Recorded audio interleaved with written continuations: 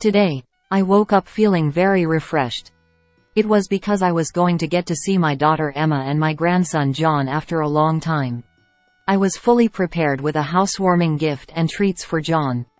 In high spirits, I left the house with my husband and we arrived at Emma's new home after a few minutes. It was a very beautiful and splendid house, predominantly white.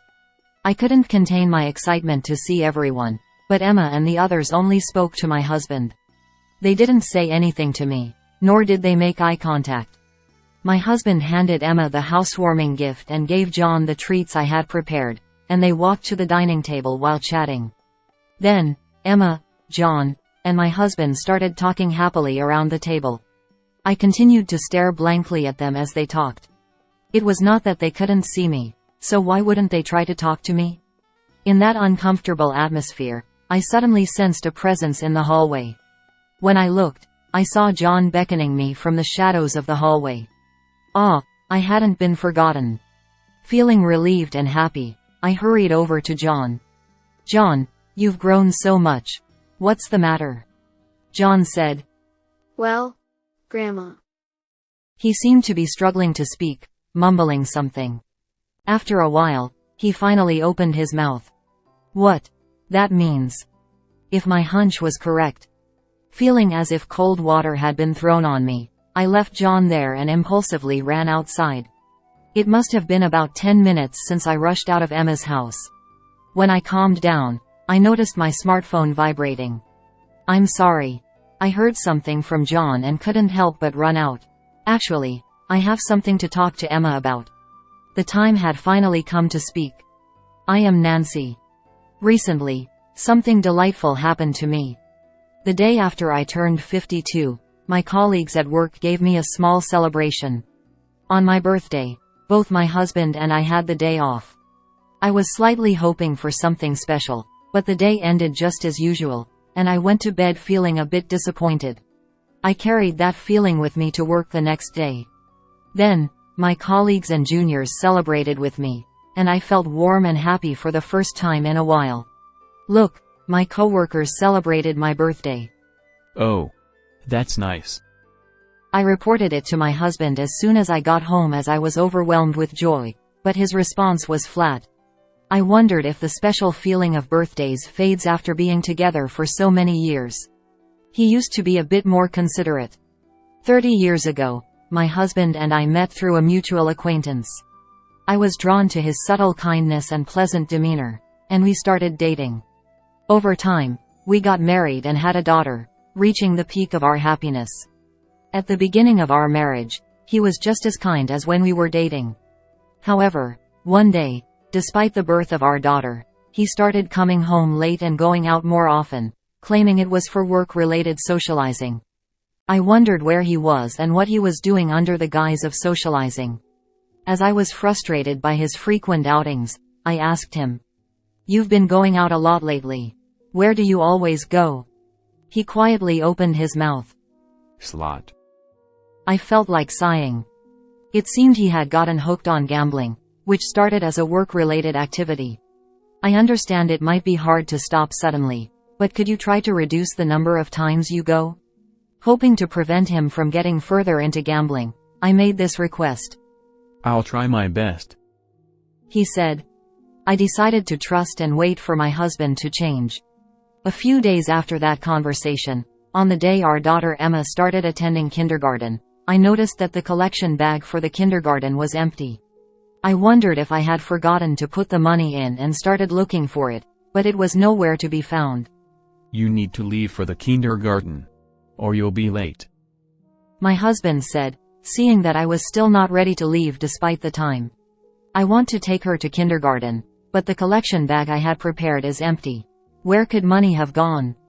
My husband started to panic. I'm sorry. I was short on money and used some yesterday.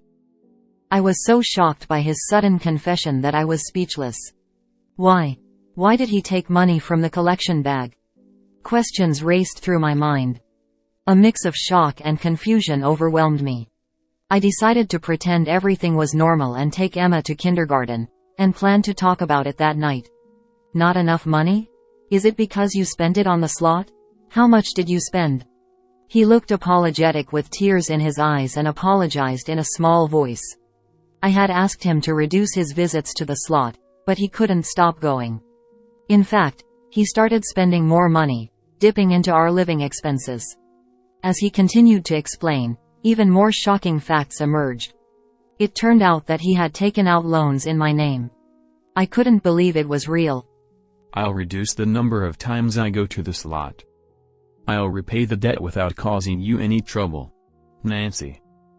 He pleaded, tears in his eyes. Can I trust this man's words?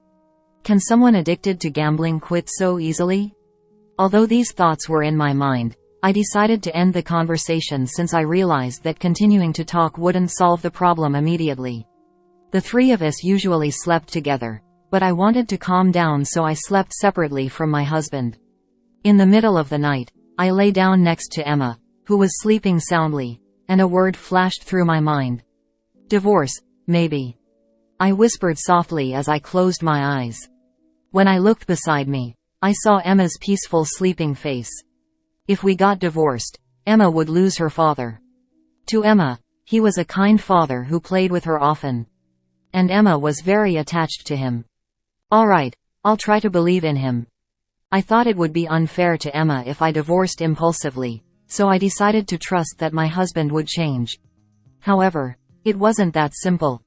My husband repeatedly dipped into our living expenses. Each time we talked about it, but he kept doing it. Frustration grew with his lack of change, and sometimes I didn't want to talk to him or even see his face. But I didn't want Emma to see her parents' strained relationship. I held back from divorcing my husband, though I was driven by the desire to protect Emma from sadness, no matter how many times he betrayed me. Unaware of the conflicts between my husband and me, Emma grew up quickly and became 15. Dad, Mom, listen. I got a good score on the recent mock exam. She has grown into a very studious child, though I wonder whom she took after. Wow. You did great. My husband said. That's amazing. What a relief. I added. The once little Emma was now talking excitedly about her upcoming high school entrance exams during dinner. Only 2 months until the exams. Around midnight, I realized her light was still on as I passed by Emma's room. It seemed she was studying late. I thought I might bring her a snack to give her a little break. Emma, sorry to interrupt your studying. I'm coming in. Mom, what's up? You're studying so hard, so I brought you some pudding as a treat. Wow. Perfect timing. I was just thinking about taking a break. Emma eagerly ate the pudding. She had studied so diligently every day that I sometimes worried she might be overdoing it. I was very impressed by her dedication to getting into her desired high school. Oh, by the way, Dad gave me this the other day. Emma happily showed me an encouragement card for her exams. Dad is so thoughtful in ways like this. My husband supported Emma's decisions, cheered her on, and gave her thoughtful gifts, showing great kindness to her.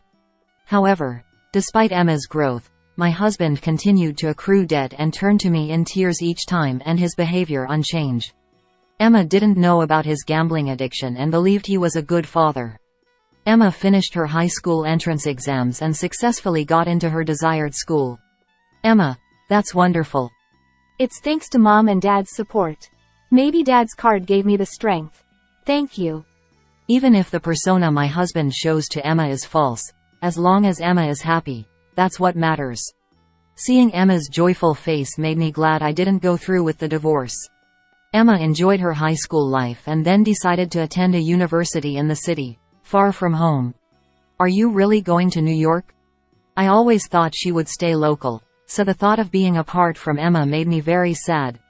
But I didn't want my feelings to limit her choices in her life. I wanted Emma to freely walk the path she chose for herself. With these complex feelings, I accepted her decision to move to the city. Mom, don't worry. I'll come back sometimes. Emma reassured me since she seemed to sense my sadness. And then, the day of Emma's departure arrived. My husband and I took her to the airport. Dad, Mom, stay happy together, she said cheerfully as she was waving occasionally and walked toward the boarding gate. I silently returned home feeling the weight of the sadness. Just the two of us living together, huh? My husband would likely continue to indulge in gambling without learning his lesson. Thinking that, I sighed softly. My prediction came true. When we were living with Emma, my husband used to go to the slots for short periods so she wouldn't notice. But at that time, I was the only one left at home. As if spreading his wings, my husband spent all his time at the slots, whether after work or on his days off. As long as we had enough money to get by, I said nothing to him and just went about my daily life. Deep down, I thought, no matter what I say, he won't change. I'm too tired to make him stop. Perhaps I had already given up. While living that way, Emma graduated from college and decided to get a job over there. So she's not coming back. I had hoped she might return home after graduation, but my wish didn't come true that easily. A few years later, I received some happy news from Emma. Mom, I got proposed to. Wow, really? Congratulations. What is he like? His name is Jason, and he's super kind, just like Dad. And, Emma went on talking about the furniture for their new home, which plants to choose, and other trivial matters. I got stuck on the words, just like Dad, but listening to Emma's lively, happy voice, I swallowed the words that almost spilled out of my mouth. Should I tell Emma about her father? But if she found out that the father she thought was kind was actually a gambling addict with debts, it would break her heart. I didn't want Emma to feel that pain or sadness. Convincing myself of this, I let the opportunity to confide in her pass by. A year later, even more joyous news arrived. Emma had given birth to a baby. In the video, the baby looked so tiny and fragile, as if touching him might break him, yet he cried out with a strong voice. He was a cute baby. He was our first grandchild. I wanted to visit immediately, but the distance made it difficult. They named him John, and Emma sent photos and occasionally made video calls since she thought I couldn't go to see. With each contact from Emma, I could see John growing into a healthy, lively boy. When my husband was home during video calls with John, I'd call him to join us, and we'd look at John's photos together. Although my dissatisfaction with my husband persisted and our conversations were minimal since it became just the two of us, we could talk naturally like a normal couple when it came to John. John's presence was my solace. However, Emma's messages gradually became less frequent. She had likely returned to work, finding it challenging to balance her job and parenting. I remembered having such a period myself, when everything was busy and difficult no matter what I did. When she was juggling work and raising children, frequent messages can be overwhelming. It would be better to get in touch once her life settles down and she had more time. Thinking this, I refrained from contacting Emma too often. 5 years have passed since John was born. Unusually, my husband was home for dinner and said, Emma told me they're moving to the next town. Apparently, Jason got transferred. Really? Did she contact you? Yeah. She only mentioned it briefly since they've been busy. She could have told me something so important directly. Feeling a bit miffed that she hadn't contacted me, I was still thrilled that Emma would be moving nearby. I decided to get in touch with her over the weekend. I couldn't wait for the weekend to arrive. Thinking that, I somehow fell asleep pleasantly that night. When the weekend came, I opened my phone to contact Emma. Just as I was about to call, I thought it might be better to send a message first since I didn't know what she was up to. Hey Emma, how are you? Is Jason and John doing well too? Dad told me you're moving to the next town. Is it true? Let me know the details when you have time. I sent the message and anxiously waited for a reply, but none came by midday. It was only that night that Emma finally responded. Sorry, I've been busy. Our house in the next town will be ready by the end of May. We plan to move in June. Got it. Let me know when you've set the moving date. Her brief reply conveyed her busyness. I wanted to chat more, but I ended the conversation there to avoid bothering her. A few months later, the day of Emma's move arrived. I was excited to see Emma and John after such a long time. I woke up unusually refreshed and found myself humming a tune while getting ready. I've got a housewarming gift and some treats for John. We're all set. Are you ready? My husband replied. Yes. I'm ready. Shall we go? Together, we headed to the neighboring town to celebrate Emma's new home. After a short drive, we arrived at Emma's new house. It was a beautiful, pristine house with a white exterior. I entered the house eagerly, excited to see how much John had grown. My husband greeted Jason. Hey Jason. What a splendid house you've got here. Jason responded. Long time no see. Please, come in. Emma welcomed us. Dad, welcome. Come in, come in. John exclaimed. Yay. You're finally here. Emma, Jason, and John rushed to greet my husband and invited him in. As my husband moved forward, I quietly followed behind. However, it seemed that all three only acknowledged my husband, not saying a word or making eye contact with me. Thinking it was just my imagination, I sat down on the living room sofa. My husband presented the gifts. Here's the housewarming gift. And some treats for John. Emma expressed her gratitude. Wow, Dad, thank you so much. Did you pick these out? He replied. No. Nancy chose them. Emma remarked. I see. Oh, Dad, you like this kind of liquor, right? Jason likes it too. She then moved to the dining table, and the three, excluding me, gathered around it, chatting cheerfully. I sat there watching them converse, and I was feeling increasingly overlooked. It wasn't my imagination. They weren't speaking to me or making eye contact. Despite my presence, neither Emma nor Jason made any effort to talk to me. I wondered if I had done something wrong. Even John, who used to recognize me so well on video calls, didn't come near me. Perhaps he had forgotten my face since we hadn't video called in a while. Puzzled by Emma and Jason's behavior, I remained seated on the sofa. In that uncomfortable space, I suddenly sensed a presence in the hallway. Looking over, I saw John beckoning me from the shadows of the hallway. John wanted to talk to me. Feeling relieved and happy that he hadn't forgotten me, I hurried over to him. John, you've grown so much. What is it? Do you want to tell Grandma something? John hesitated, mumbling as if he found it hard to speak. The words that came out of his mouth next were completely unexpected. Grandma, please don't take money from Mom and Dad. Stunned, I asked him again. What? Grandma is taking money from Mom and Dad? I was utterly confused by this sudden accusation. When had I ever taken money from Emma and her family? And why would 5-year-old John be saying this to me? Sorry, Grandma doesn't understand about the money. Did Mom and Dad say something? I gently probed, trying to understand why John was bringing this up. I overheard Mom and Dad talking. He said. They said that because you take money, they're in trouble. They said they can't give you money anymore. Please don't make Mom and Dad suffer. John's eyes welled up with tears as he pleaded with me. Seeing his sad face, I couldn't help but stroke his head. As I patted John, a realization hit me. Could it be? For the past year or two, my husband hadn't talked to me about money. I had assumed he was just doing better with his gambling, so I didn't think much of it.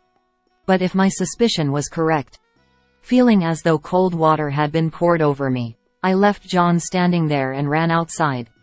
After running for a bit and getting out of breath, I sent a message to my husband on an app.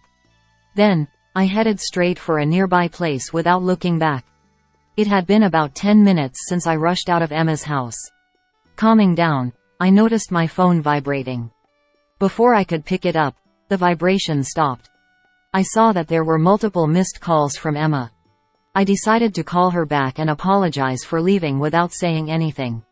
Sorry for leaving so suddenly without saying goodbye. Emma responded.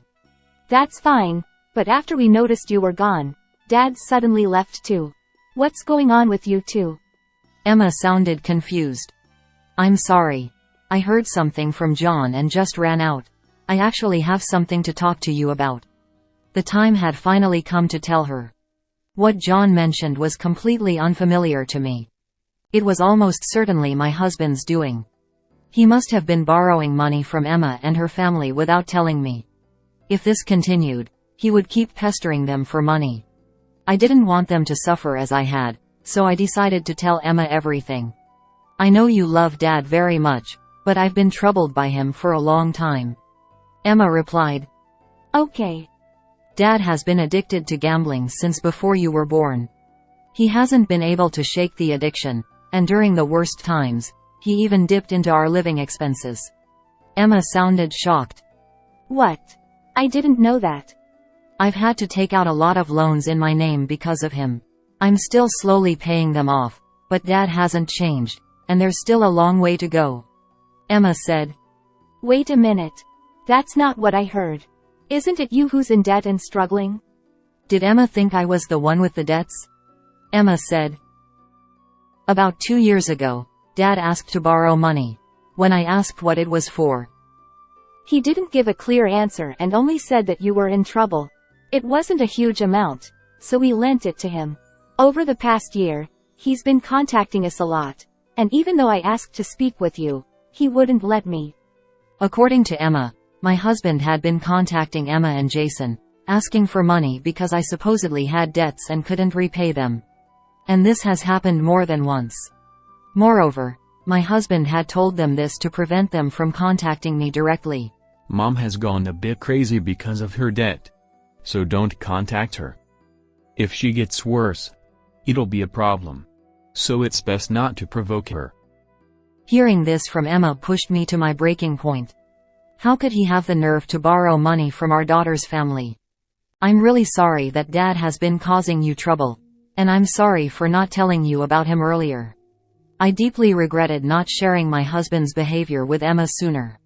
Because I kept silent, Emma and Jason had suffered so much. I couldn't stop thinking about the opportunities I missed to tell her and regretted them deeply. I kept it a secret because I knew how much you loved and looked up to Dad. I didn't want to take him away from you. I wanted him to be a good parent in your eyes and for us to seem like a happy family. Emma listened in silence as I spoke through tears. After a while, she spoke in a trembling voice. If you were struggling that much, I wish you had told me. Even as an adult, have I been that unreliable? No matter what, my feelings for you and Dad won't change, and we're family because we can talk about anything, right? Her words made my tears flow even more. Emma said. So, do you know why Dad left in such a hurry earlier? Right, I had completely forgotten about my husband. After hearing from John, I reached my breaking point and went to the city hall. I messaged Dad saying, I got the divorce papers. I can't take it anymore, I'm divorcing you. Emma replied. That's why he looked so panicked when he checked his phone. He was in such a rush that he left the door wide open. He didn't even get to drink his favorite liquor. Serves him right, though. She chuckled as she said this. Emma, I'm going to divorce Dad. Emma responded. I understand. Thank you for trying so hard all this time. Also, I'm sorry for believing what Dad said and treating you badly. Will you forgive me? Of course. It was quite a shock to be ignored, but I'm glad we're talking again. With this, Emma and I reconciled and were able to talk as we used to. It seems Emma shared the truth with Jason as well. Later, I received an apology call from him. Jason said, I apologize for my rude behavior the other day. Emma told me everything. Don't worry about it. I'm sorry for causing trouble with my husband. I'll make sure he repays the money. Jason continued. I have a friend who specializes in divorce mediation. Would you like me to introduce you? I was able to reconcile with Jason too, and he even offered to help with the divorce preparations. Since it was difficult to live in the same house as my husband until the divorce was finalized, I rented an apartment and lived alone to avoid seeing him. The preparations for my side of the divorce went smoothly, and all that was left was to file for mediation. The person Jason introduced was very skilled and recommended that I also claim alimony to make up for everything that had happened. Without hesitation, I proceeded to file for alimony. While receiving money wouldn't change the past, It would help lighten the burden. Hello, is that you? I'm ready for the divorce. How are things on your end? I'm really sorry for everything, Nancy. Can you reconsider? I promise I won't go to the slots anymore. And I'll properly repay Emma and Jason. Please, come back home. I've heard, I won't do it again so many times before. Can you understand the pain I've felt from believing your words and being betrayed over and over? Remembering the countless betrayals made my chest tighten with pain. Even after the divorce mediation started, my husband stubbornly resisted. But after multiple sessions, we finally finalized the divorce. We arranged for my husband to repay the debts in my name, freeing me from the burden of debt. The money borrowed from Emma and Jason was also legally arranged to be repaid by my husband. After the divorce, my husband continued living alone in our former house. However, gambling addiction is truly terrifying. Despite everything, my husband couldn't quit gambling. Unable to borrow money and with nowhere to turn, he eventually resorted to using his company's funds. Now, he seems to be living quietly in a town far from our hometown. He's working steadily to pay off alimony and the debt. One day, a while later, I visited Emma's house. As we chatted and had lunch together, the conversation suddenly shifted. Hey Mom, Jason and I have decided something. Why don't you come live with us? I was surprised and overjoyed by the unexpected proposal. But I had already caused enough trouble for Emma and Jason. I couldn't impose on them any further. I'm very happy, but I'll just accept your feelings. As soon as I said that, John's enthusiastic voice rang out. Does that mean Grandma will live with us? Yay. Grandma, we'll be together all the time. Happy. Seeing John's joyful expression and excitement, I felt it would be more impolite to refuse. Can I really lean on you like this? Of course. John is excited, and Jason and I would be happy to. Plus, it will be fun living together. And so, I moved in with Emma's family. Since both Emma and Jason wanted to focus on their careers, I spent my days helping with housework and taking care of John. Thanks to that, my days were very fulfilling. While living this enjoyable life, I sometimes thought about the past. During the most difficult times, what would have happened if I had trusted Emma, even though she was still a student, and talked to her about her father? If I had confided in her when she got married, would the future have been different?